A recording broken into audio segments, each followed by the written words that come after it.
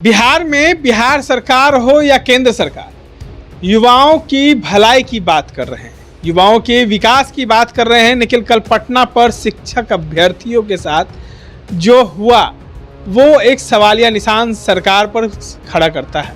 इन तमाम मुद्दों पर लेकर चर्चा करने के लिए पूर्व आईपीएस अधिकारी अमिताभ कुमार दास है हमारे साथ। कल बीपीएससी टीआरई 4 के अभ्यर्थी पटना की सड़कों पर अपनी हक हुकाम की मांग को लेकर उतरे और जमकर लाठियां बरसी। छात्र नेता दिलीप के साथ भी कई दुर्व्यवहार किए गए। कहा जाए तो बिहार में अब लाठी तंत्र जो है वो काफ़ी हावी हो गया है। प्रशांत किशोर इस पर लगातार सवाल खड़े करते हैं। नहीं, पूरा बिहार इस पर सवाल खड़ा कर रहा है। और 60 दिन बाद बिहार में चुनाव होने हैं। पलटू राम को ये बेरोजगार लड़के लड़कियां सबक सिखा देंगे, इतना अहंकार नहीं होना चाहिए, है ना। जो नेपाल में हो सकता है वो बिहार में भी हो सकता है। नेपाल में हो सकता है, बिहार हाँ, क्यों नहीं हो सकता है, सटे सटे है। अच्छा, है ना।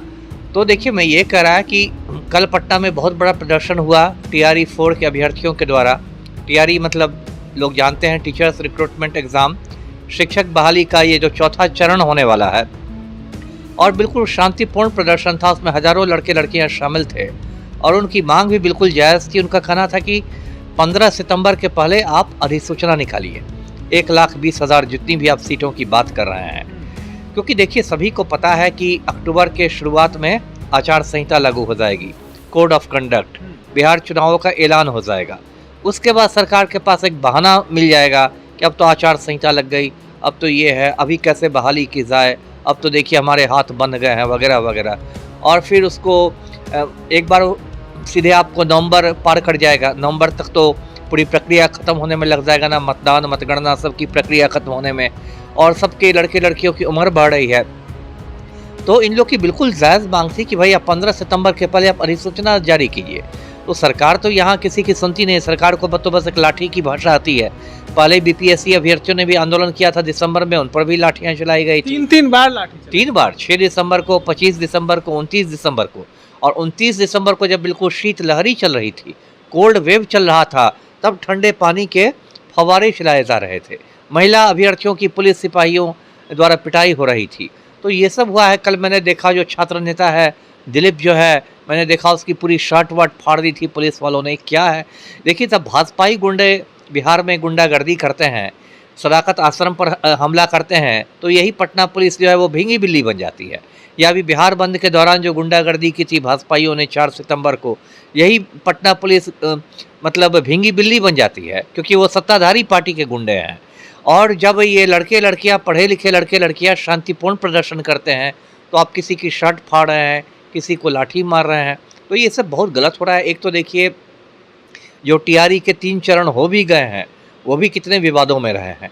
टीआरई 3 के तो देखिए का पेपर ही लीक कर गया था, उसको आपको रद्द करना पड़ा। फिर उसमें कितने सारे मुद्दे हुए, डॉक्यूमेंट वेरिफिकेशन में कितना रायता फैला। क्योंकि देखिए, शिक्षक बहाली जो होती है बिहार में, वो तो 2 एजेंसियाँ करती हैं, एक बीपीएससी और एक शिक्षा विभाग। जो बिहार लोक सेवा आयोग है वो परीक्षा लेता है और रिजल्ट जारी करता है, और शिक्षा विभाग जो होता है वो योगदान करवाता है। अब देखिए, इन दोनों एजेंसियों में जीरो तालमेल है।